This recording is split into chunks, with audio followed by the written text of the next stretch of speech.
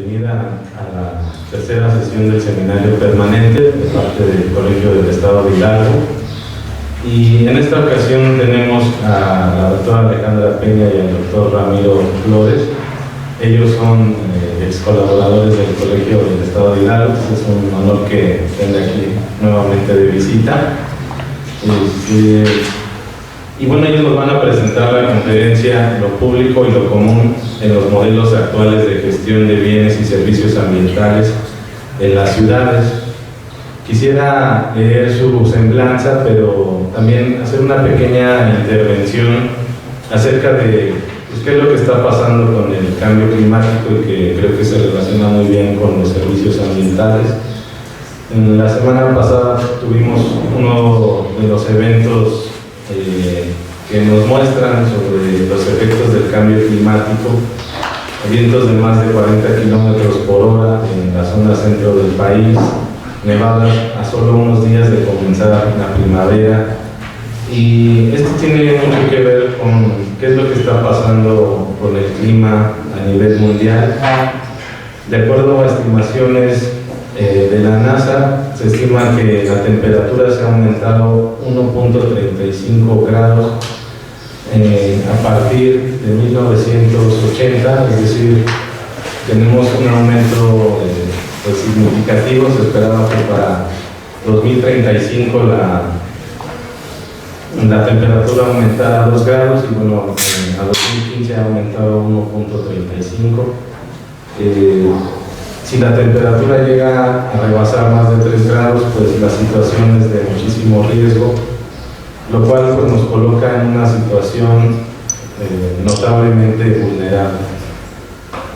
Estas situaciones del cambio climático van muy de la mano, como comentaba, con la gestión de bienes y servicios ambientales en las ciudades, porque desgraciadamente no hemos volteado a ver qué es lo que se hace dentro de las mismas ciudades para promover la conservación de los recursos naturales y el consumo de estos.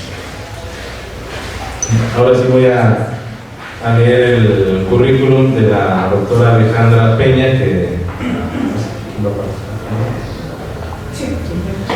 la doctora Alejandra Peña es geógrafa de formación y cuenta con una maestría y un doctorado en geografía por la Universidad Nacional Autónoma de México.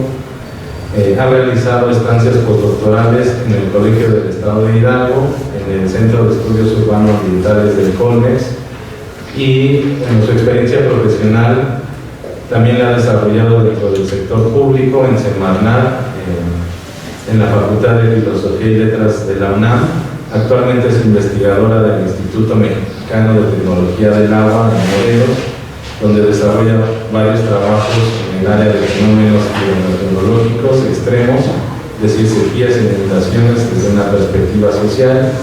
Y como producto de sus investigaciones, trabajo académico profesional, tiene diversas publicaciones en revistas indizadas de divulgación científica, capítulos de libros y temas del agua, gestión de servicios públicos del agua potable y saneamiento, servicios ambientales, entre otros. Es parte del Sistema Nacional de Investigadores, nivel 1. Y bueno, le voy a ceder la palabra.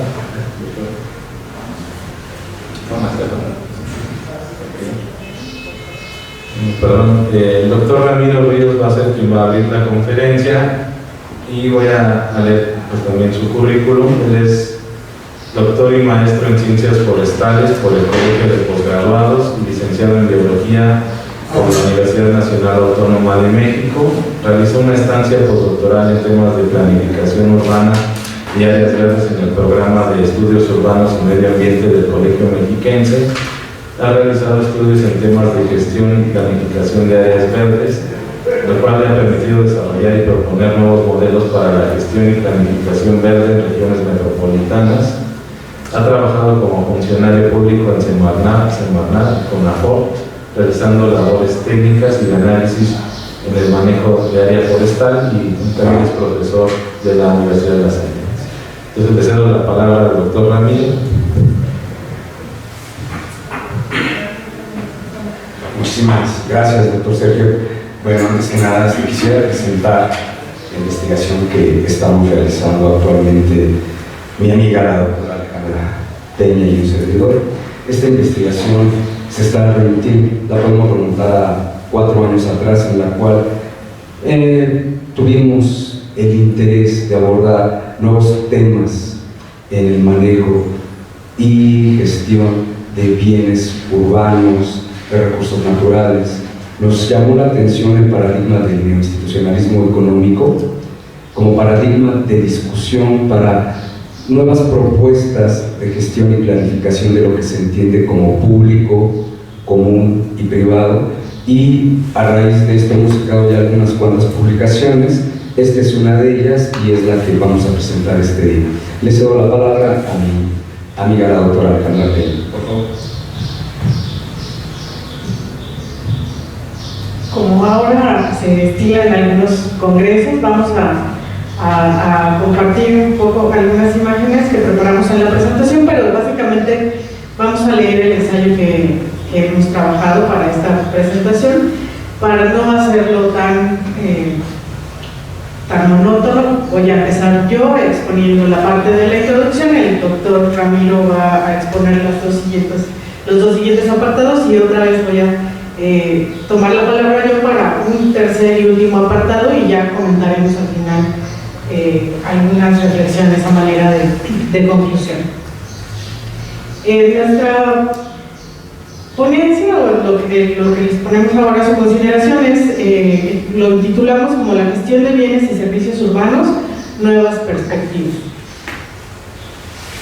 Como introducción, tenemos que lo privado, lo público y lo común como categorías relacionadas con la gestión y administración de recursos naturales, de bienes y servicios ambientales en ciudades, han entrado en un periodo de discusión intensa en los últimos años.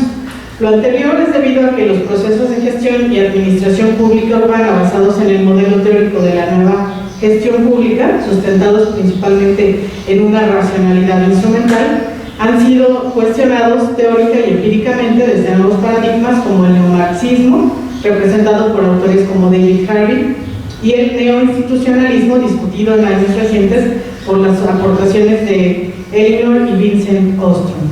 La discusión comprende una necesaria discusión y redefinición de estos conceptos.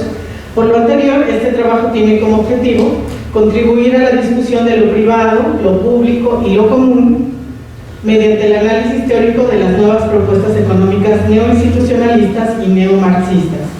La reflexión llevaría a plantear, entre otras cosas, que el bien común desde la perspectiva neomarxista abarca las categorías de lo público y recurso de uso común, sin precisar que lo público comprende aspectos de producción y de provisión, de mantenimiento, mientras que el recurso de uso común desde la perspectiva ostromiana tiene la característica de considerar y distinguir los procesos de extracción y el sistema de régimen de propiedad común, diferencia fundamental que es necesario tomar en cuenta para generar nuevas propuestas de gestión de recursos naturales, de bienes y servicios ambientales en las ciudades del siglo XXI. Ahora sí, el doctor empezará con mi primera parte. Muchísimas gracias. Me gustaría aquí destacar el hecho de que la experiencia que ha tenido la doctora Alejandra en el área de investigación relacionada con agua, que comprende mantos acuíferos, de servicio de potabilización, además de los ya 15 años que tengo trabajando en planificación y gestión de espacios verdes urbanos, nos ha permitido en un momento dado avanzar a tal punto en el análisis de paradigmas de la gestión de servicios, de bienes y servicios públicos y de recursos de uso común en el caso de los acuíferos, que hasta hace unos meses nos llevó a plantearnos, bueno, estos modelos de lo público, lo privado y lo común que se está poniendo de moda actualmente, sobre todo a raíz del Premio Nobel de Economía concedido a la politóloga Elinor Ostrom, ¿cómo pueden entenderse dentro de gestión y planificación urbana? Estos paradigmas han sido muy discutidos en el ámbito de manejo forestal, manejo de cuencas, dentro del sector rural, pero en el sector urbano poco se ha discutido de ellos y las implicaciones que tienen estos modelos que se han propuesto desde el neoinstitucionalismo, ¿sí?, en cuanto a cómo repercutirían en la gestión y la planificación urbana, lo cual no tiene una respuesta fácil, no es un problema simple o sencillo al analizar y al intentar entender estos paradigmas. Igualmente, el otro paradigma que estamos integrando actualmente, que es el neomarxismo, ha sido muy discutido, ¿sí?, por personalidades como el señor David Harvey. Sin embargo, hemos encontrado que no se han generado propuestas concretas que permitan desarrollar propuestas de gestión desde el enfoque neomarxista.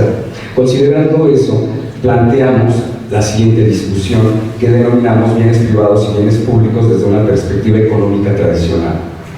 Desde una perspectiva económica, los bienes pueden clasificarse como bienes de consumo privado y bienes de consumo colectivo, tal como lo describió Paul Samuelson en la década de los 50 del siglo pasado, en su artículo clásico The Pure Theory of Public Expenditure, tal como lo señala Elinor Ostrom. Bajo este paradigma dual propuesto por Paul Samuelson, el investigador James Buchanan señaló que los bienes se conciben como un bien privado público o un bien público puro. Las diferencias entre uno y otro tipo de bien recaen en los criterios de exclusividad y rivalidad que confiere el sistema de mercado y precios a los bienes privados, mientras que en el caso de los bienes públicos puros exhibe las características de no exclusividad y no rivalidad en su uso o consumo. Ahora bien, es válido preguntarnos ¿por qué discutir estas tipologías de bienes como parte de una discusión sobre aspectos de gestión de bienes y servicios públicos en ciudades?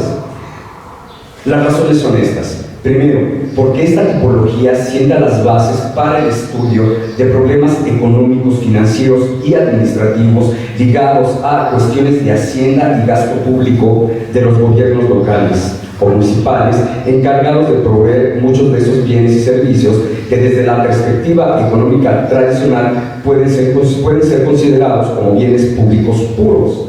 Es un hecho que muchos de estos bienes y servicios públicos constituyen infraestructura urbana de libre acceso y que son financiados a través del gasto público proveniente en buena parte de los impuestos de nosotros los citadinos.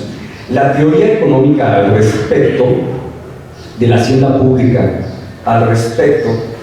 hacienda pública, y los principios de optimización del gasto para la producción y provisión de dichos bienes públicos ha sido discutida intensamente por grandes economistas clásicos como el ya mencionado Paul Samuelson, Eric Lindahl, Richard Musgrave, Charles Staywood y recientemente por Todd Sandler y Richard Cornes, que son economistas que se discuten mucho en los cursos de microeconomía y de bienes públicos en las licenciaturas de ciencias económicas. La discusión de bienes públicos puros desde esta perspectiva nos lleva a la discusión de muchos bienes y servicios citadinos que caen en esta categoría, tales como espacios públicos como parques, plazas y calles, alumbrado público, seguridad pública, servicio de potabilización de agua, entre muchos otros. Sin embargo, es preciso aclarar que bajo este modelo ideal, algunos bienes y servicios mencionados podrían, bajo ciertas circunstancias, apartarse del modelo propuesto inicialmente por Samuelson, como se mencionará y discutirá posteriormente. No obstante, el modelo propuesto por Samuelson sirve como punto de partida bajo condiciones ideales para construir un modelo de gestión de los espacios públicos y que, en nuestra opinión, es necesario mencionar y abordar antes de intentar construir y proponer nuevos paradigmas de gestión de lo público. Considerando supuestos que se mencionarán posteriormente, para permitir una discusión más clara sobre este tema, se hace la precisión que este trabajo centrará su discusión en espacios públicos, tales como parques, calles y plazas, considerados como una subcategoría de bienes y servicios públicos, cuya gestión tradicionalmente ha sido responsabilidad de los gobiernos locales. Continuando con la discusión tipológica, en la década de los 60, James Buchanan matizó la dualidad del paradigma mencionado anteriormente, al decir textualmente, lo cito al autor, es posible que existan muchos bienes que puedan ser considerados públicos o colectivos, en donde distintos números de consumidores que al mismo tiempo, en donde puedan ser disfrutados por distintos números de consumidores, pero que al mismo tiempo pasan a competir plenamente rivales en cuanto al consumo, a medida que se incrementa el número de usuarios. Lo que Buchanan propone es en sí un nuevo tipo de bien, el bien de club, en el que es posible la exclusión en el consumo a través de gravar el acceso al bien, por ejemplo a través de una membresía o cuota. Esta posición llevó a discutir y considerar la existencia de bienes públicos impuros, parcialmente rivales, por ejemplo, la reducción del crimen organizado, y parcialmente excluibles, por ejemplo, la difusión de información y la protección por un sistema de defensa. Detrás de este supuesto está la posibilidad de una congestión o sobreuso del bien público por diversos factores, tales como la falta de producción o la supervisión de infraestructura, la falta de mantenimiento, el incremento poblacional o el incremento en el número de usuarios de bienes públicos en determinados tiempos y espacios. Son ejemplo de ello el número de vehículos automotores que circulan por una calle a determinada hora y que provocan una congestión vehicular en la calle, o bien el incremento de usuarios de un parque público que lleva a los visitantes de los parques a rivalizar y competir entre ellos por los servicios recreativos que presta el espacio verde en un área limitada para realizar diferentes actividades. Bajo esta observación, el modelo de bien público puro debería ser matizado y considerar, al menos desde la perspectiva económica, ineficiencias en la producción o provisión del bien a un nivel que permita cubrir eficientemente la demanda de la población urbana que lo requiere. Como consecuencia de ello, los gestores de los espacios se enfrentan, considerando este modelo dual, a la resolución de problemas de gestión o derivados de la congestión por el sobreuso y la degradación, y ante lo cual, bajo esta escuela de pensamiento económico, debieran generarse soluciones que permitan la maximización de la utilidad de los usuarios de bienes y servicios públicos en ciudades sujetos a restricciones presupuestales. Como tal, esto que les estoy señalando es un problema de maximización de la utilidad que se ve en los cursos de microeconomía. En consecuencia, el modelo económico ideal de bienes públicos puros se ve matizado a través de la introducción de un supuesto de congestión, bajo el cual el modelo de gestión de espacios públicos, o sea, un modelo ideal, cambia de una condición prevista de eficiencia y eficacia a una gestión en la cual deberían encontrar soluciones a los problemas mencionados, quienes, los gestores de estos bienes. Continuando con esta presentación, aquí tengo una imagen del señor Paul Samuelson, quien sentó las bases de la teoría clásica de bienes públicos que se sigue discutiendo actualmente en los cursos de economía, de microeconomía que se llevan en las licenciaturas. ¿Sí? Pasaré a hablar a lo que es el espacio público desde la perspectiva de la nueva gestión pública. El análisis de la dicotomía de bienes que se acaba de señalar, al servir como base teórica que fundamenta la gestión de lo público en ciudades, lleva a la discusión e introduce en la discusión a otras escuelas de pensamiento, tales como la ciencia política, el urbanismo, la sociología urbana y el manejo de recursos naturales.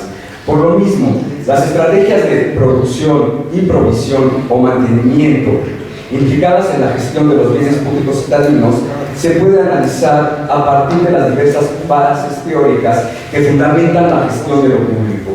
Es aquí donde el análisis político y social permite identificar diversas posiciones sobre cómo se puede realizar dicha gestión.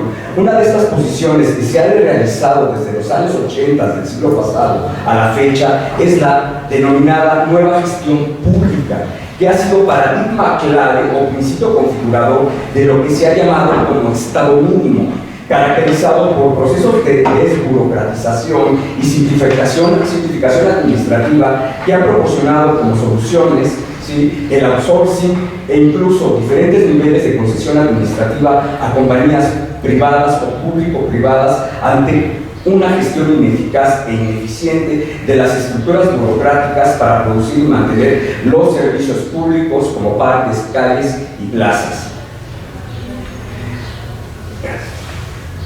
Pongo unas fotos de la señora Margaret Thatcher, y de Ronald Reagan, porque es precisamente en sus administraciones en donde estos principios de desburocratización y de simplificación administrativa tuvieron lugar. A partir de los años 80, en esas administraciones políticas, este modelo empezó a expandirse a diferentes ciudades del mundo y que ha sido adoptado por muchas ciudades mexicanas, ¿no?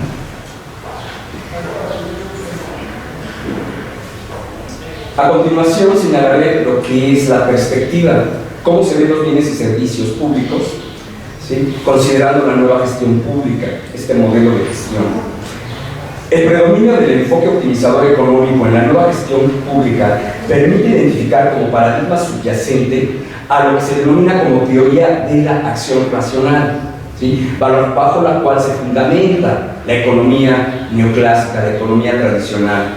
¿Sí? Esta teoría de la acción racional es una teoría conductual de los motivos que explican la toma de decisiones necesaria para que los responsables de la gestión generen procesos de maximización y eficiencia en el uso de recursos monetarios y de recursos humanos, sin considerar en ocasiones otros aspectos sociales de la gestión, la cual está basada no solo en criterios económicos instrumentales es criterios ligados a procesos de optimización, derivados de estos procesos, sino también en criterios de sustentabilidad social, como la equidad en el acceso de los espacios públicos, el bienestar subjetivo, que no es un bienestar económico, hago la aclaración, y la inclusión social en la toma de decisiones a un nivel de participación social y ciudadana que permita niveles de involucramiento de los actores sociales en la gestión de sus bienes urbanos. Son estos aspectos los que han sido olvidados por la nueva gestión pública y que al ser analizados en estas primeras décadas del siglo XXI desde otras perspectivas de las ciencias sociales como la ecología política, la ecología social y dentro de la misma economía a partir de escuelas como la economía ecológica y la nueva economía institucional, ¿sí?, que son enfoques no ortodoxos, ¿sí?, son los que han permitido proponer nuevos enfoques sobre la gestión de bienes y servicios. Dichas propuestas, que parten de la conceptualización de la tipología de bienes clásica mencionada en un principio, ¿sí?, son diferentes y proponen nuevas concepciones. Al respecto o sobre ello destacan los trabajos y aportaciones de neoinstitucionalistas como Elinor y Vincent Ostrom sobre recursos de uso común y de propuestas de gobiernos policéntricos como un modelo alternativo de gestión, y también propuestas neomarxistas que han sido descritas por el señor David Harvey, de lo cual se habla a continuación. Sobre el neoinstitucionalismo económico tenemos una perspectiva no dicotómica de bienes desarrollada por la señora Elinor Ostrom. Las aportaciones de la señora Ostrom desde el neoinstitucionalismo económico han permitido desarrollar nuevas formas de entender la gestión de recursos naturales y bienes ambientales. No obstante, hacemos la aclaración que las aportaciones de esta gran investigadora, en nuestra opinión, han sido poco discutidas y analizadas dentro de las escuelas de planificación urbana y de urbanismo. Por lo mismo, es necesario hacer algunas precisiones con respecto a la posición teórica de esta autora. Hay que considerar que Elinor Ostrom define los bienes comunes como recursos de uso común que comprenden sistemas de recursos naturales o construidos por los actores sociales, que sin importar el régimen de propiedad exhiben dos características. La primera es una exclusión de beneficios a través de medios físicos o arreglos institucionales, entiéndase por arreglos, acuerdos de los actores, la cual es demasiado costosa. Y también una explotación o sustracción de una unidad de recurso por un usuario. La extracción o explotación de una unidad de recurso por parte de un usuario reduce la disponibilidad del recurso para otros usuarios potenciales. Considerando lo anterior, la señora Ostrom redefine la tipología de bienes tal como se describe en el siguiente cuadro. Al respecto de esta tipología propuesta por Ostrom, hay que señalar,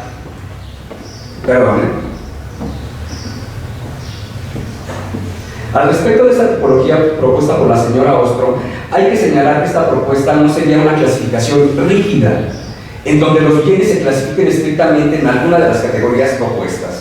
En nuestra opinión, la señora Ostrom propone una clasificación de grado.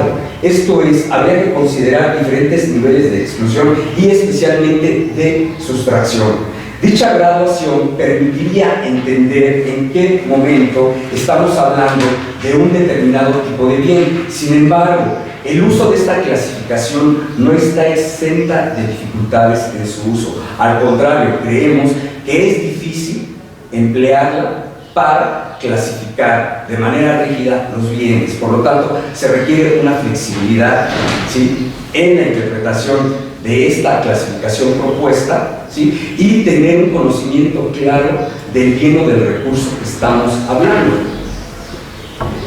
Tomando en cuenta este cuadro, ¿sí?, es necesario considerar estas características de bienes, de bienes en el modelo ostromiano para diferenciar este modelo propuesto por Ostrom de otras posiciones teóricas de bienes comunes, en particular las generadas desde la escuela neomarxista representada por personalidades como David Harvey.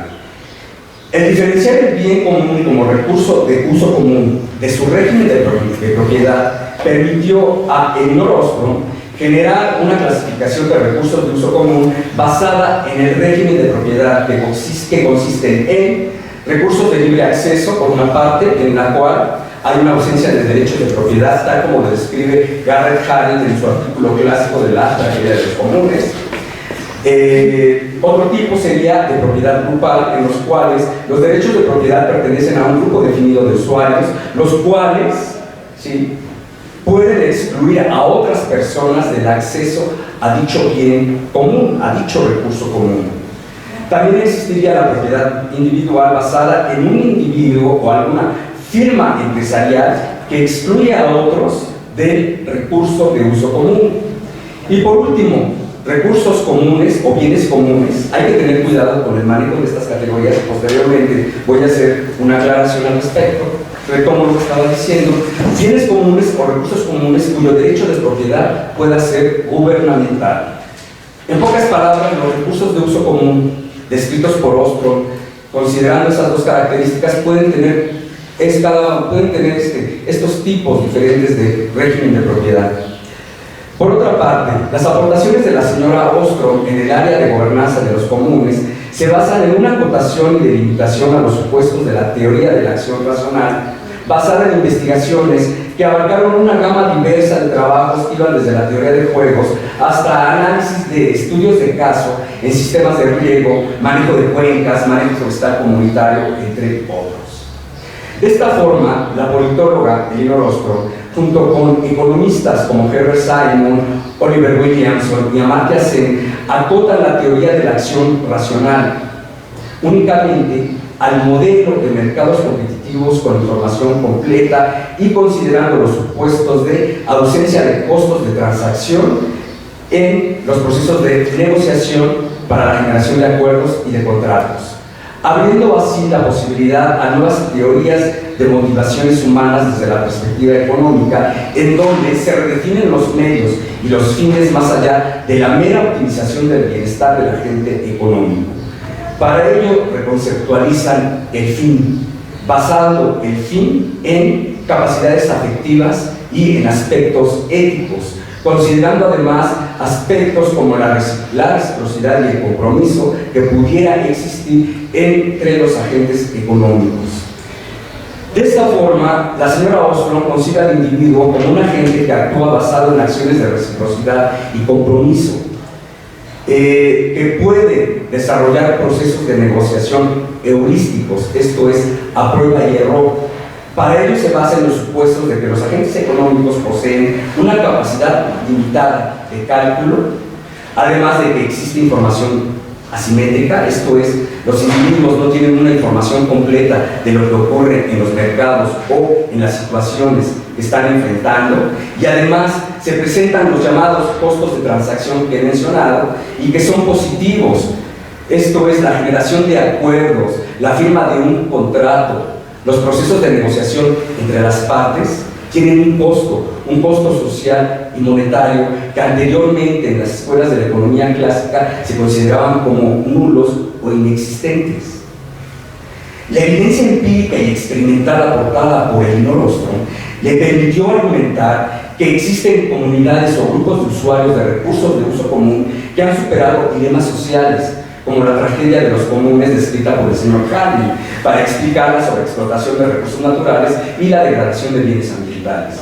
Aquí es necesario precisar, al igual que hacen otros investigadores en sus trabajos, que el modelo descrito por Hardy está basado en el supuesto de libre acceso, mientras que la mayoría de los casos analizados por Elinor Ostrom, ¿sí?, consideran recursos de uso común que no son de libre acceso, ¿sí? Hay un régimen de propiedad presente, o bien hay un grupo de usuarios en exclusivo que hacen uso de dicho sistema. Si bien Elinor Ostrom aporta evidencia que prueba que los grupos de usuarios de diversos recursos de uso común pueden superar dicha tragedia, ¿sí?, con base en arreglos institucionales o acuerdos basados en acciones de reciprocidad y compromiso, no se excluye la posibilidad de que las soluciones jerárquicas aportadas por el Estado, esto es, los gobiernos locales, o bien las soluciones privadas basadas en arreglos institucionales definidos por el mercado económico, pudieran también hacerlo. Sin embargo, en estos dos casos, los costos de transacción o negociación podrían incrementarse. Insistimos en la necesidad de destacar que el nuevo modelo de racionalidad que la señora Ostrom desarrolla, ¿sí?, coincide con propuestas o modelos teóricos de racionalidad denominados como de racionalidad limitada, propuestas por el economista Herbert Simon. En nuestra opinión, ¿sí?, las escuelas latinoamericanas de urbanismo y de planificación urbana tienen una deuda pendiente y urgente para discutir y debatir los modelos de gestión y planificación urbana, considerando estos nuevos paradigmas de racionalidad económica que hemos señalado y que han propuesto los autores que hemos mencionado a lo largo de esta lectura.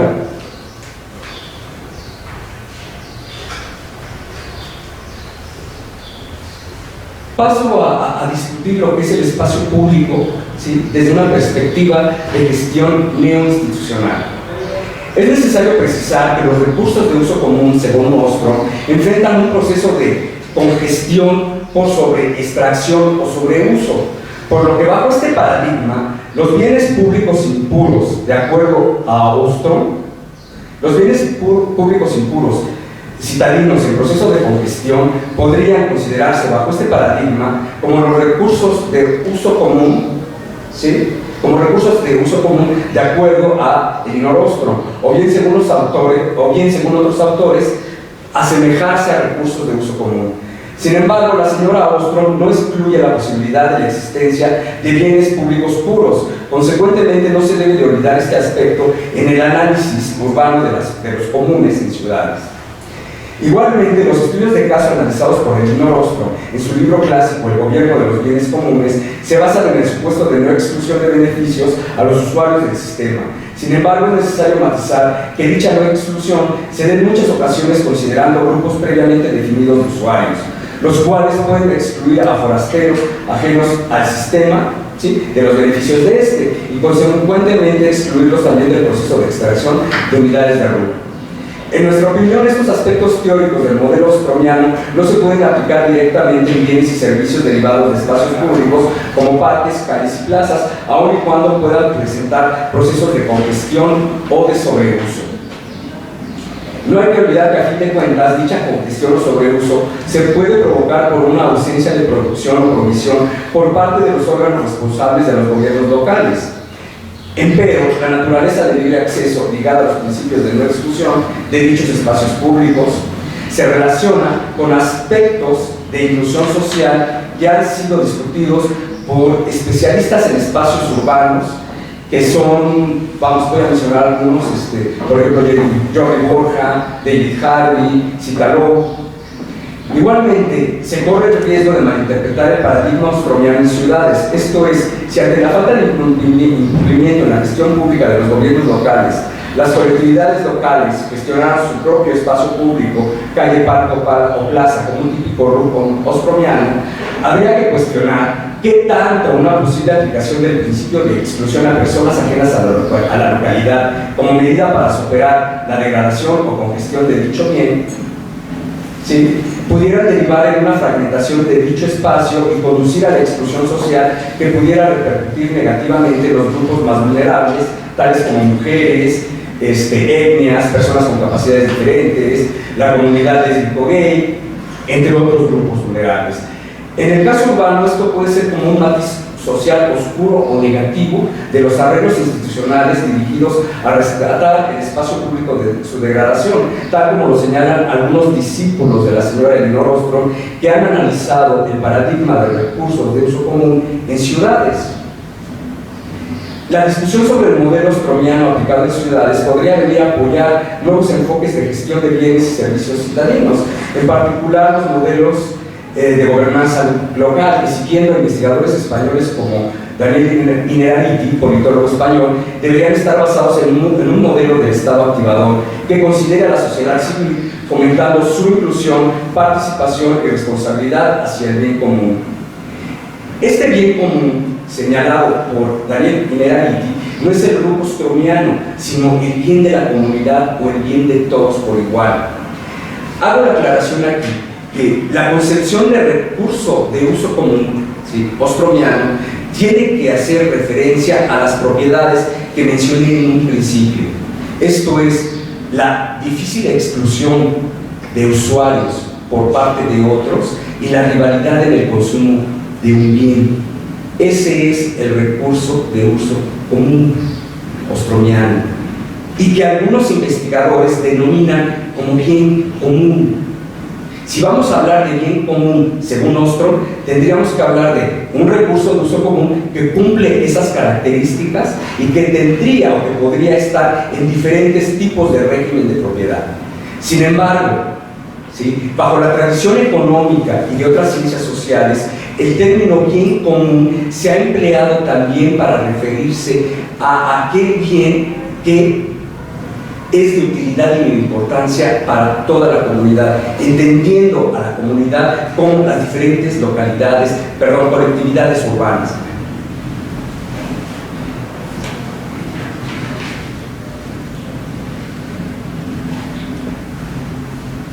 Estas nuevas propuestas de gobernanza, ¿sí?, que se pueden derivar a partir de toda esta discusión neoinstitucional, ¿sí?, consideran algunos aspectos que es necesario también matizar.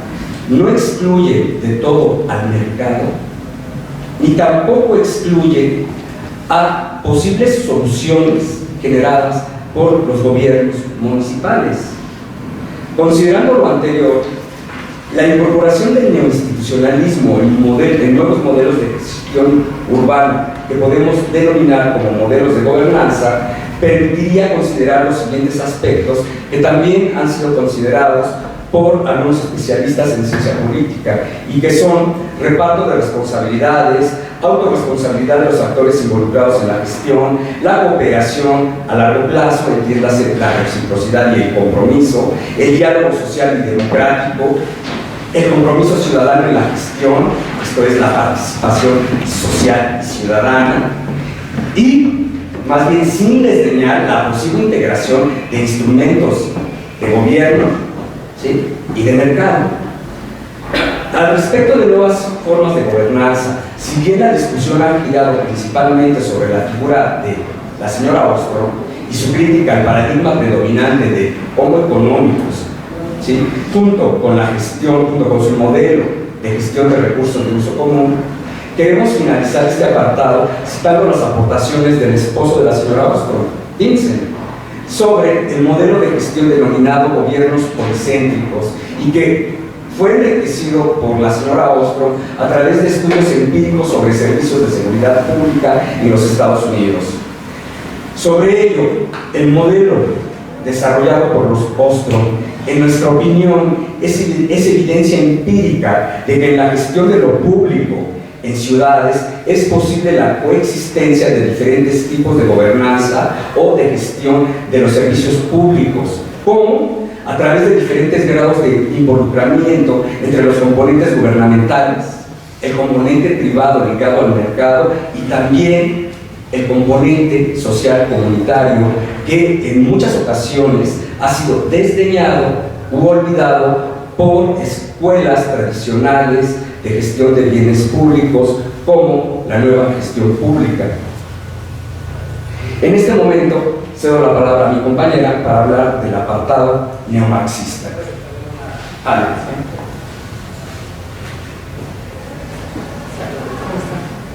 Bien.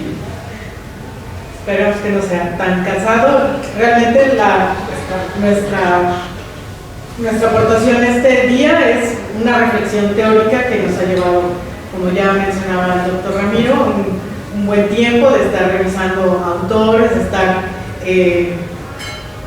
digamos, a través de no entender en muchos casos las posturas y las aportaciones de estos autores que hemos revisado, nos ha conducido, digamos, a hacer esta diferenciación, primero en modelos de gobernanza, distinguiendo entre la nueva gestión pública y contrastándolo también con el del neoinstitucionalismo, y ahora un tercer componente que también es un modelo que está en desarrollo y que nos ofrece de alguna manera una alternativa, como mencionaba hace un momento el doctor, para la gestión de bienes públicos urbanos, de bienes, de servicios, de recursos urbanos, que es el enfoque neomarxista.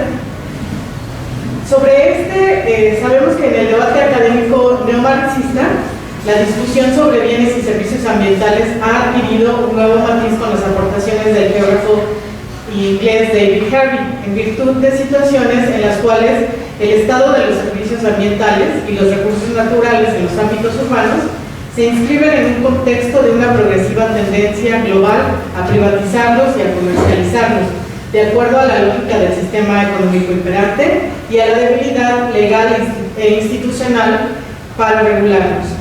Lo anterior, según Ugo Mattei, un estudioso del derecho italiano, se traduce en disputas, conflictos políticos, económicos y sociales para su uso, acceso y destino, del cual están excluidos los ciudadanos en la toma de decisiones. A pesar de que el discurso diga lo contrario, en la realidad esto es una realidad, la exclusión de los ciudadanos en ese momento, en ese aspecto importante que es la toma de las decisiones.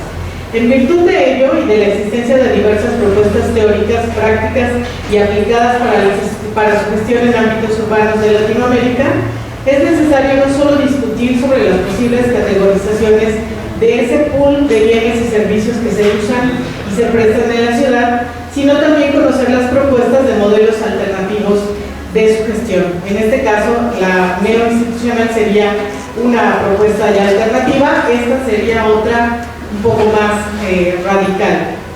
Es por ello que en esta sección se hará una exposición de trabajos de autores cuyas propuestas de gestión de servicios ambientales y recursos naturales caen dentro de los enfoques neomarxistas y afines. Ahí hay una gama interesante, digamos, que todavía hay que seguir revisando y hay que seguir analizando, de enfoques neomarxistas. No, ahí están los radicales, digamos, pero hay algunos más moderados, y así podemos encontrar otros que parecen marxistas y que no lo son en realidad, ¿no? Pero tienen algunas características próximas a ellos, y es a los que ahora estamos metiendo en el cajón de los afines, con el objetivo de identificar sus características, fortalezas, limitaciones de sus propuestas en cuanto a la gestión y administración de bienes públicos y servicios ambientales. La crítica vigente y creciente a los efectos perversos de un capitalismo globalizado, liberalizado e individualizado, y a la idea nostálgica, de alguna manera, de la consecuente pérdida de valores y principios que antaño fueron frecuentes, como la cooperación, la reciprocidad, la equidad, la sociabilidad, entre otras, ha motivado e intensificado la acción social y política, por un lado, y en mucho menor medida la elaboración de propuestas teóricas alternativas que como humanidad redirigen el rumbo y nos alejen de alguna manera del precipicio inminente al que al parecer nos conducirá el actual sistema económico. Los enfoques neomarxistas y afines se diferencian de los anteriores, los de la nueva gestión pública y los neoinstitucionales, por su radicalidad, no solo en cuanto a su racionalidad y a la definición y delimitación de lo común, de lo público y de lo privado, sino principalmente en cuanto a las formas de gobernar los recursos y bienes urbanos. Dentro de esta perspectiva podemos identificar algunos de los trabajos de autores como David Harvey, que ya lo hemos citado mucho, Murray Bookchin, Hugo Mattei y Gigi Rogero. Señalemos, creo que ya es señalemos como coincidencia con la postura neoinstitucional que propuestas de este corte también surgen de los problemas que genera el modelo de la nueva gestión pública, que es el actual, donde el gobierno local incumple su función de provisión y mantenimiento de bienes y servicios urbanos. Por lo tanto, un modelo de gestión comunal urbano, en teoría, debería apartarse radicalmente de otros efectos negativos que surgen del modelo actual, a saber, la exclusión social, la fragmentación de lo público, procesos como gentrificación, discriminación y otros aspectos que muestran el lado oscuro de estrategias instrumentales y optimizadoras de la nueva gestión pública que solo buscan el lucro y la maximización de la ganancia.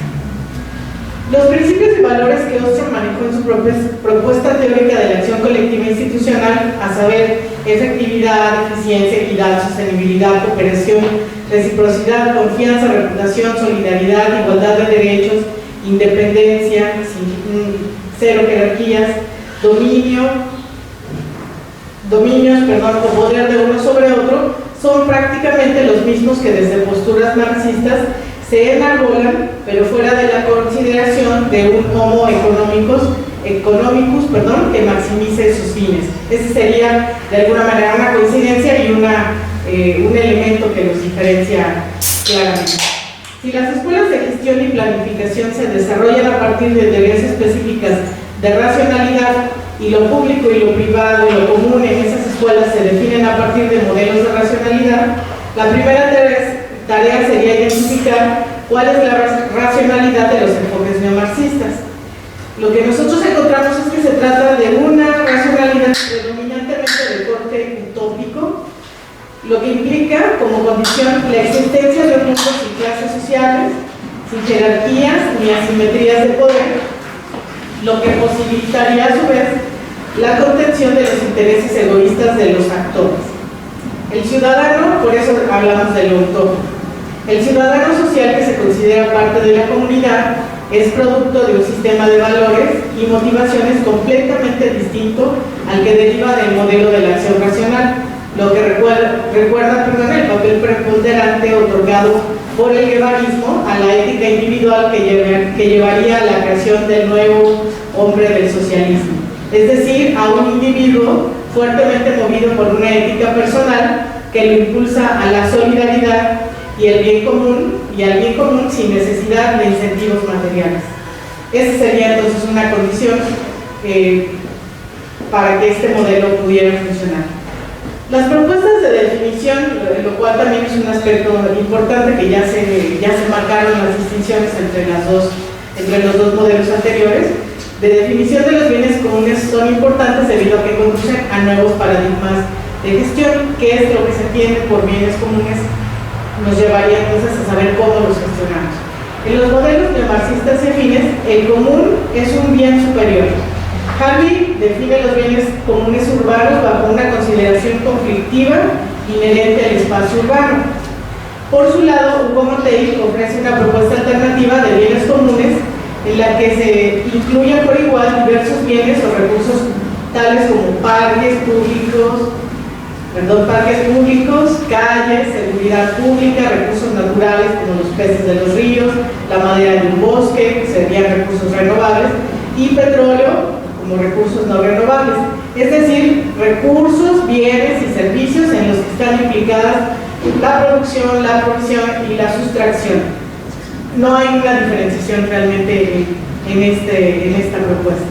La diferenciación que establece el autor, Hugo Matei lo mencionaba ya, es que los bienes comunes están basados en una discusión jurídica, su formación es en ese campo del conocimiento, por eso la precisión, en una discusión jurídica de los tipos de propiedad que pueden ser locales, transmetropolitanos, nacionales y de alcance transnacional.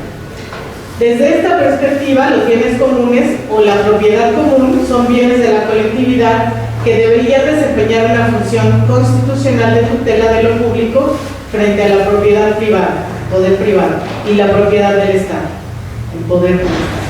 Lo común entonces deja fuera del centro del sistema político a la propiedad privada y al Estado, de lo que surge la necesidad de crear, o en su defecto reconstruir, instituciones que permitan su conservación y promoción. Y ello por sí mismo dejaría fuera la oportunidad de mercantilizar y explotar los comunes. Esa es a grandes rasgos estas características de la postura neomarxista. Y ahora con lo que concluiríamos esta participación sería una reflexión de los nuevos modelos de gestión de espacios públicos desde estas dos últimas perspectivas, que serían las perspectivas que estamos considerando como alternativas a la nueva gestión pública. Las propuestas neoinstitucionales y neomarxistas permiten considerar nuevas propuestas de gestión de bienes urbanos, interpretando diversas causas y efectos para ello.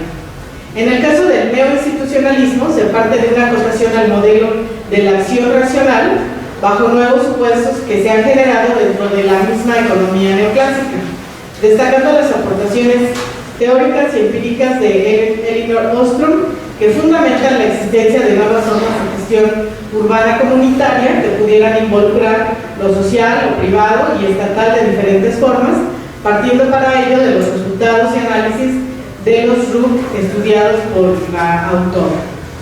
En el caso de las propuestas neomarxistas, las críticas a los modelos tradicionales de gestión de lo público basada en los efectos que tiene el modelo capitalista sobre el bien común, llevan a proponer formas de gestión comunitaria también que permitan, bajo ciertos supuestos de racionalidad, superar la tragedia de los comunes presentes en espacios públicos como calles, parques y plazas. Concluimos que en ambas propuestas, la neoinstitucional y la neomarxista, reclaman el derecho de las colectividades urbanas a involucrarse en la gestión de bienes y servicios urbanos. Ahí están entonces marcadas en el cuadro anterior las diferencias entre estas tres, que aunque tienen puntos en común y las coincidencias son importantes, en realidad son propuestas diferentes que nos llevarían también necesariamente a resultados diferentes. Con eso terminamos. Bueno, sí, me gustaría hacer dramatizar este debate. Es muy denso, porque nos metimos de lleno a analizar la teoría de acción racional que aprendemos en los cursos de economía, que aquí estoy observando a uno de mis alumnos, a los cuales di clase, que sufrían con teoría del consumidor. Pues esa teoría del consumidor que enseñé y que se enseña en otros lugares, parte de los supuestos de la acción racional, es la teoría básica de la economía ortodoxa, de la economía neoclásica, bajo la cual se han desarrollado otras teorías, como la teoría del consumidor, la teoría del productor, y en el caso de la administración pública, la nueva gestión pública. Esa teoría de acción racional tiene supuestos matemáticos que no mencionamos y que no vamos a mencionar, vamos a procurar no mencionar, que no viene a caso, porque es algo muy matemático y que todos los que pasamos por cursos de economía, de microeconomía, sabemos qué implica. Pero estos axiomas, ¿sí?, bajo los cuales descansa la acción racional, ¿sí?, son un fundamento muy fuerte, ¿sí?, tienen un fundamento teórico, matemático muy fuerte, que a raíz de los trabajos de la señora Ostrom ¿sí?, han permitido decir varios de esos supuestos que aprendemos en esos cursos de economía parece que están débiles o que en ciertas condiciones no se cumplen. Es ahí donde yo comentaba de estos supuestos que introduce el neoinstitucionalismo económico al considerar que los individuos no tienen información completa de lo que ocurre en los mercados, que hay procesos de negociación que tienen un costo, o sea, no es gratis, ¿sí? Los procesos de negociación que se llevan a cabo en los mercados, los procesos de transacción, tienen un costo, ¿sí? Y aparte, hay una cuestión con los fines económicos que no son meramente una maximización de ganancia económica, sino que hay algo más ahí en esos fines que se han olvidado desde la época de Adam Smith, y esos fines van o están relacionados con capacidades afectivas, capacidades de relaciones con los otros, capacidades éticas que se han olvidado y que están basados en cuestiones de reciprocidad y compromiso que fundamentan, ¿sí?, los posibles acuerdos o arreglos institucionales que pueda haber entre actores sociales que comparten un mismo recurso o bien, que es más claro entenderlo para aquellas personas que han manejado o que han estudiado recursos de uso común en ámbitos rurales, por ejemplo, un manto acuífero, un bosque comunitario. Es muy fácil entenderlo, ¿sí? Queda claro. Sí, es madera que hay que extraer, pero que es gestionada por una comunidad de ejidatarios, ¿sí?, o por una comunidad de pueblos indios, ¿sí?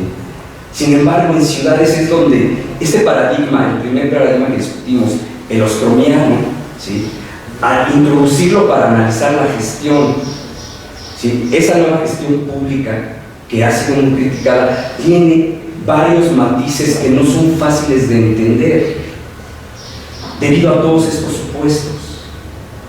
E incluso una vez que entendemos el modelo ostromiano de recursos de uso común en ámbitos rurales, que nos quedan claros los supuestos, lo que es el recurso de uso común según Ostrom, lo que es el régimen de propiedad y cómo se cruzan esos dos aspectos, ¿sí?, nos queda claro. Cuando lo traemos a ciudades, decimos, pero el recurso de uso común, ¿qué no implica un proceso de extracción? ¿Qué no es un bosque? ¿No es extraer cierto volumen de agua de un manto acuífero? ¿Cómo podemos entender ese modelo de error en ciudades? Es ahí donde derivé el proceso de congestión que podrían sufrir unos bienes públicos, que en un principio se llamaban puros y que posteriormente Elinor Ostrom matizó en su libro clásico del gobierno de los bienes comunes como que en teoría hay bienes públicos que pudieran sufrir procesos de congestión, ¿sí?, debido a una mala provisión, debido a la estrechez de la calle, debido a que el parque tiene un espacio limitado, ¿sí?, pudieran sufrir un proceso de congestión. Muchos usuarios que pudieran exceder la capacidad que tiene el parque o la calle para proveer el servicio. A partir de ahí se matiza el modelo y podemos jalarlo a ciudades, pero siempre en el entendido, ¿sí?, de que un recurso de uso común implica la más de las veces la extracción de unidades del recurso, por ejemplo, de volumen de madera, y al extraer ese volumen de madera ya no va a estar disponible para los demás. El sistema, que es el bosque, sí, es de uso exclusivo de esas personas que lo están gestionando y no se puede excluir a nadie, pero ya el volumen es mío y de nadie más, ¿sí me explico? Semejante al proceso de bienes privados. Eso, como tal, no ocurre en los bienes y servicios públicos citadinos, en especial los espacios públicos como la calle, el parque y la plaza, ¿sí? Siguen considerando, después de que acabe el proceso de congestión, su naturaleza pública de no exclusión y de no rivalidad. ¿Sí me explico? Bajo eso deberíamos de considerar la teoría ostromiana aplicada a ciudades y bajo ella intentar generar nuevas propuestas o nuevos modelos teóricos de gestión, que son los que estamos señalando en estas últimas tablas. ¿Sí? Si una nueva propuesta derivada del institucionalismo a partir de la teoría de Roux, pero considerando que Roux tiene estas características y que el bien común puede definirse de otra forma como un bien de la comunidad, y que la gestión de la comunidad sí es una gestión importante, pero bajo el modelo, la propuesta neoinstitucionalista, no se excluye la posibilidad de que el mercado, como solución privatizante, o que el Estado, a través del gobierno local, pudiera intervenir y ayudar en diferentes fases de la gestión de un bien público citadino. Y posteriormente, finalmente, tenemos las aportaciones neomarxistas, que nuevamente traemos toda una carga teórica de lo que es el neomarxismo, pero lo que tenemos que tener claro, ¿sí?, es que el neomarxismo y las escuelas marxistas sí definen el bien común como el bien de importancia para la comunidad. Es una de las varias definiciones que pudiera tener algún marxista. Y de ahí se pueden derivar otras definiciones, pero partimos de lo básico, que el bien común es aquel bien que está relacionado con la comunidad y no se puede entender sin la comunidad. Pero bajo el modelo neomarxista hay una crítica fuerte al capitalismo como degradador y depredador de los bienes públicos y de todos los recursos naturales. Bajo esta concepción, el bien común neomarxista abarca todo, no importando si es público, si se puede extraer desde la perspectiva de la economía neoclásica o ostromiana, es todo, ¿sí? E implica o involucra a recursos naturales renovables y no renovables, manufacturados o no por la persona, por las personas, ¿sí? Y bajo esta propuesta es donde intentamos definir su modelo de racionalidad subyacente, lo cual no es fácil porque tampoco se ha discutido dentro de la escuela neomarxista. Bueno, ¿qué racionalidad hay? ¿Qué teoría de motivaciones los mueve? Autores como Murray Bookchin han propuesto que la racionalidad marxista se debe concebir como un modelo ideal, tal como lo describió la doctora. O sea, en un mundo donde no haya simetrías ni jerarquías, los intereses diferentes de los actores sociales se contienen, porque todos somos iguales, y eso permite, ¿sí?, transitar hacia una sustentabilidad del sistema, que el sistema se transforme estructuralmente y que genere una sustentabilidad del sistema, como a través de la misma relación dialéctica entre los contrarios, entre los opuestos. A lo que voy, los tres modelos que estamos discutiendo son modelos ideales que operan bajo ciertos supuestos, ¿sí me explico? Y que tienen que ser analizados considerando esos supuestos y posteriormente quitando o debilitando algunos supuestos que fortalezcan, que digamos cimente cada una de estas escuelas, que es la nueva gestión pública, el neoinstitucionalismo y el neomarxismo. A lo que quiero rematar, el Norrostrom, en uno de sus libros clásicos, comentó que no hay soluciones universales en el caso de superar dilemas como dilemas sociales, como el dilema del prisionero, que es la tragedia de los comunes, que fundamenta la tragedia de los comunes. O sea, no hay soluciones universales, ¿sí? Hay soluciones complejas, porque son problemas complejos, pero no hay soluciones universales. Hay soluciones que explican el comportamiento, ¿sí?, de diferentes subpoblaciones. Y una de esas subpoblaciones es el Homo economicus, ¿sí?, que se deriva de la teoría de la acción racional. Eso sería lo que quería aportar y empezar. Muchísimas gracias por su tiempo. Gracias.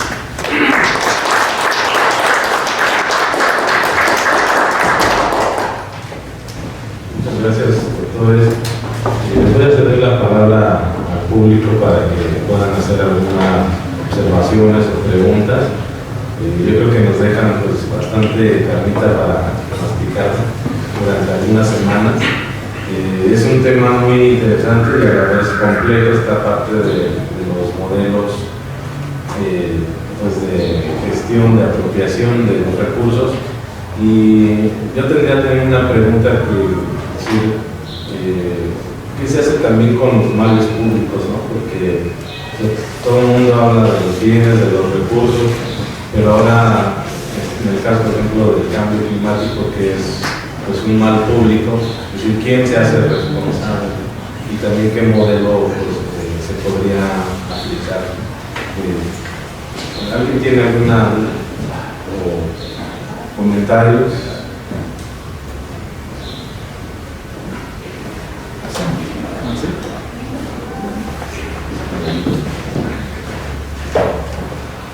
¿Qué tal? Buenas tardes, doctora.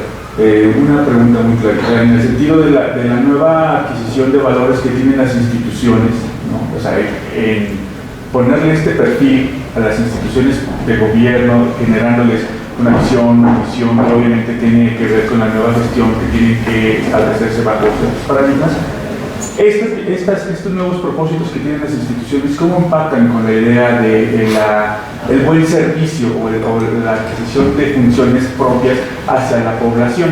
Bueno, podemos hablar obviamente de un paradigma muy claro en tanto cómo se establece la institución, pero en realidad este paradigma de las instituciones cómo enfoca o cómo impacta directamente a las poblaciones locales.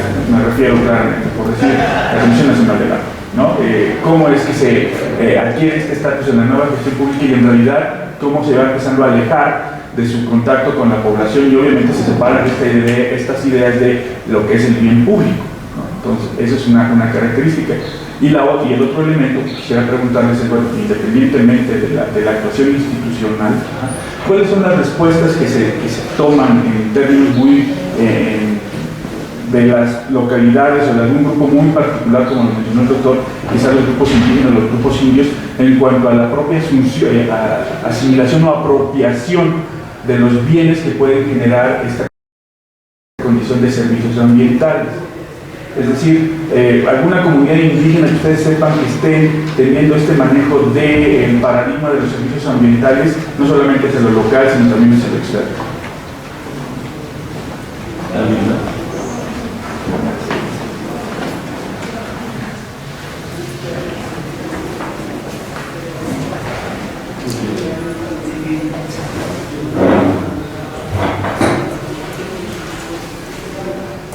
En relación a tu comentario, bueno, déjame empezar primero con lo de los vales públicos que menciona el doctor. En muchas ocasiones estos vales son como un producto no deseable, digamos, ¿no? de este modelo de gestión actual. Y por eso las propuestas son alternativas las alternativas a este modelo. Lo que buscan es justo no generar o evitar generar estos productos negativos que ahora vemos y que ya se mencionaban, como la discriminación, la exclusión, la gentrificación, estas situaciones en donde se cierran colonias para protegerse por cuestión de seguridad, etc. Entonces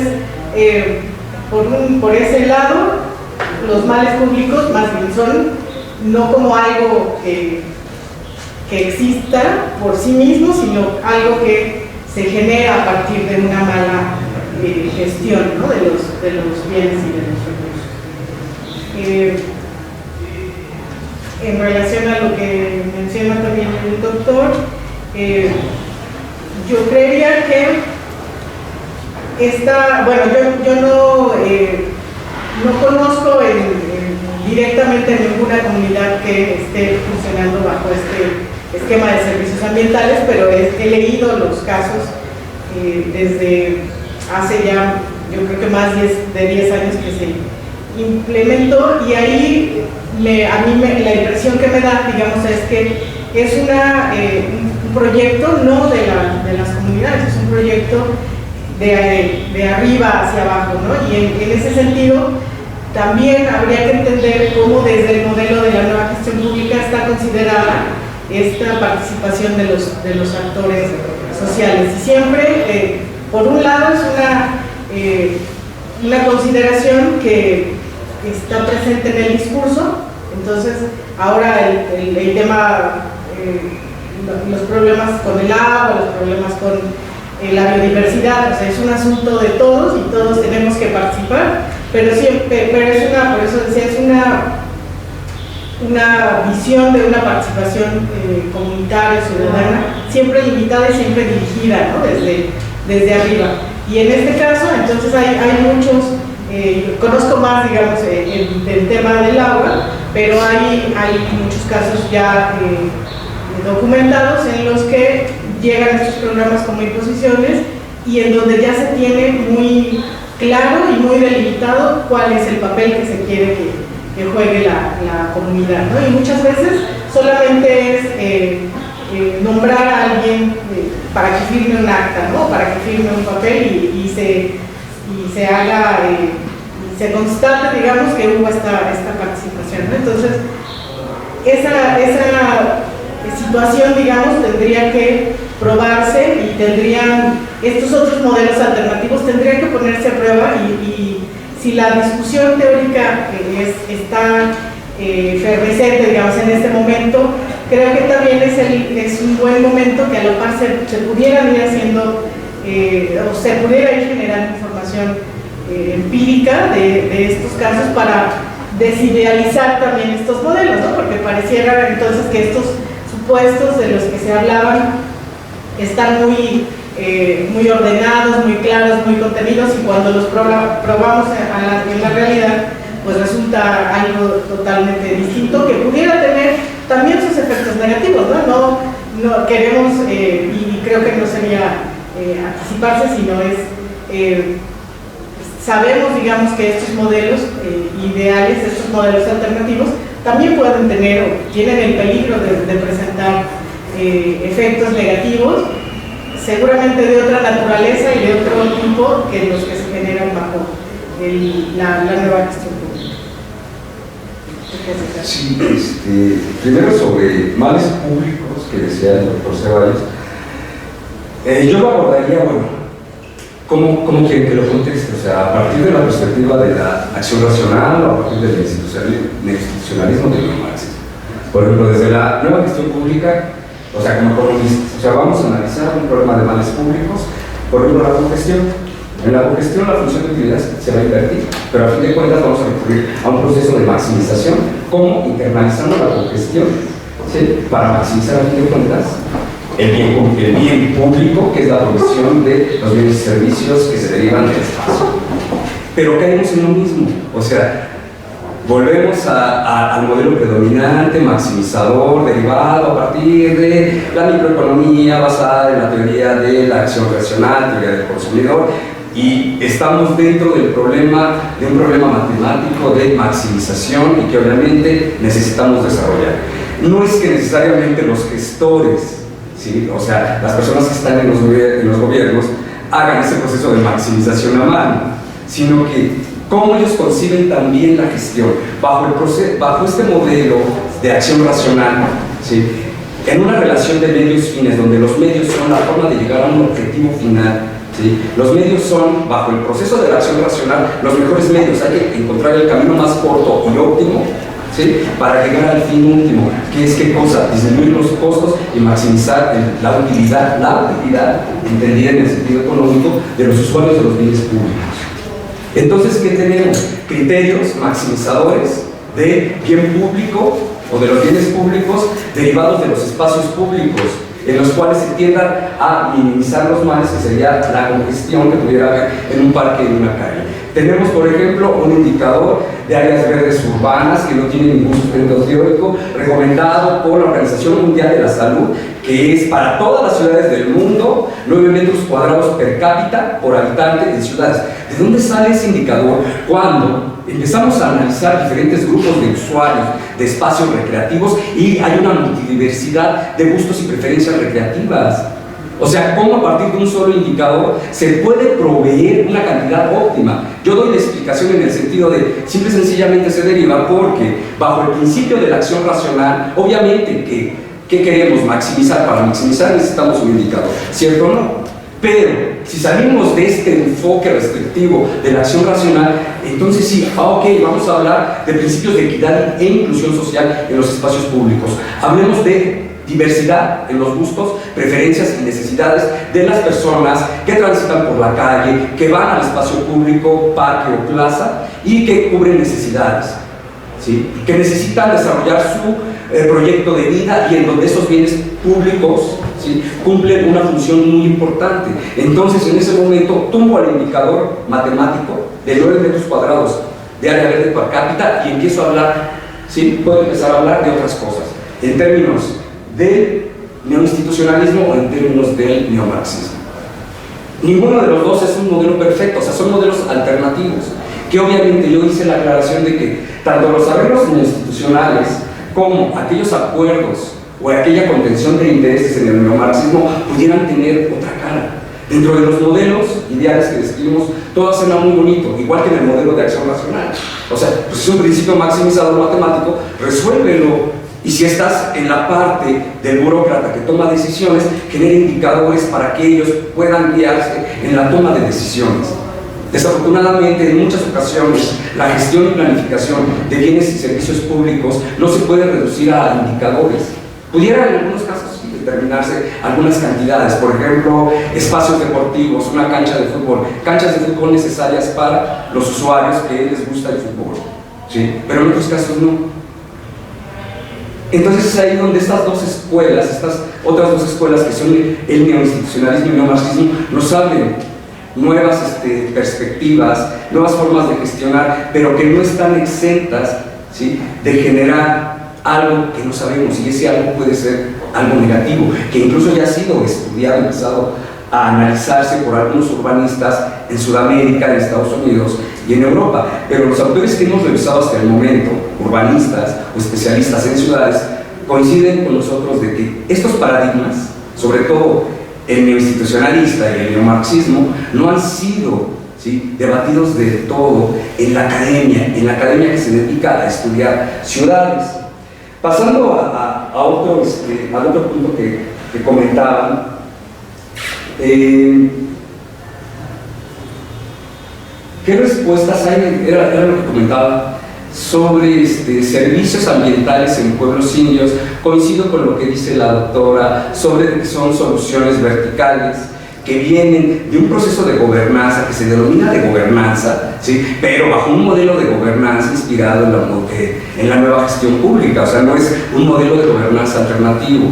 A lo que voy, hay que tener cuidado, porque muchas veces todos estos términos, bienes comunes, recursos comunes, gobernanza, los vamos a oír de la boca de diferentes especialistas, ¿sí?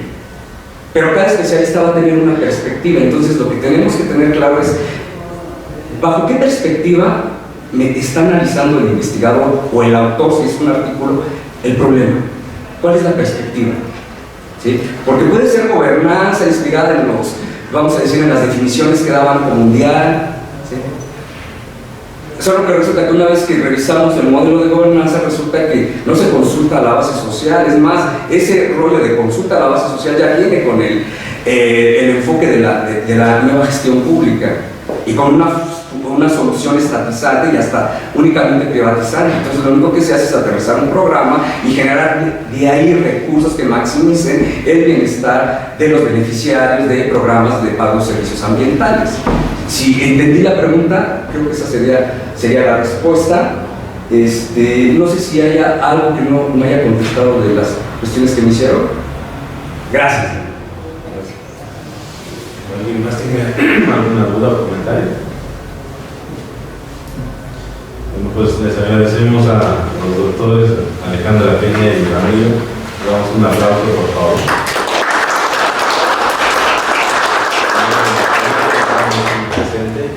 Y nos vemos la siguiente sesión. Muchas gracias.